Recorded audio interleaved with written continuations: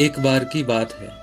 एक छोटे से शहर में राजू नाम का नौजवान लड़का रहता था, जो रिया नाम की लड़की से बहुत प्यार करता था। उसने अपना सारा समय उसका दिल जीतने में और जितना कमाता उन सारे पैसों को तरह तरह के गिफ्ट देने में बर्बाद कर देता।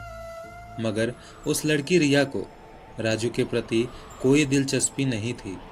रिया उसे जरा भी भाव नहीं देती थी। उसे कई बार मना भी कर चुकी थी, ये कहकर कि जमीन पे रहकर चांद को छूने की कोशिश मत करो। इसके बावजूद भी राजू ने उसका पीछा करना नहीं छोड़ा। अपने मन में रिया के लिए वो तरह तरह के सपने सजाए फिरता।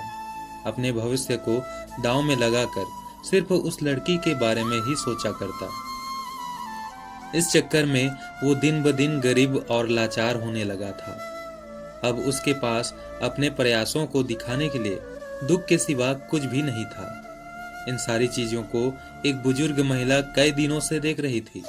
वो समझ चुकी थी कि राजू उस लड़की से एक तरफा मगर बेइंतहा प्यार करता है। एक दिन उस बूढ़ी महिला ने राजू को अपने पास बुलाया और कहा, बेटा, तुम उस बोतल की तरह हो जिसमें एक स्वच्छ जल भरा होता है, पर अब एक लड़की की चाहत में तुम अपने आप को खाली कर चुके हो। मगर अब तुम्हें अपने अंदर खुद के बलबूते एक हाई लेवल का जल भरना होगा। अगर ऐसा तुम नहीं करोगे तो ये लड़की तो क्या, दुनिया की कोई भी लड़की तुम्हें भाव नहीं देगी और उस खाली बोतल की तरह कहीं भी फेंक देगी जिसका दोबारा कोई यूज नहीं होता। क्योंकि जिस लड़की की चाहत में तुम डूबे हुए हो, वो लड़की तुमसे बेहतर की चाहत में डूबी हुई है। इसलिए वो तुम्हारे प्यार को एक्सेप्ट नहीं कर रही या फिर किसी अमीर लड़के की तलाश में होगी। क्योंकि वास्तविक जीवन में पैसा ही प्यार है।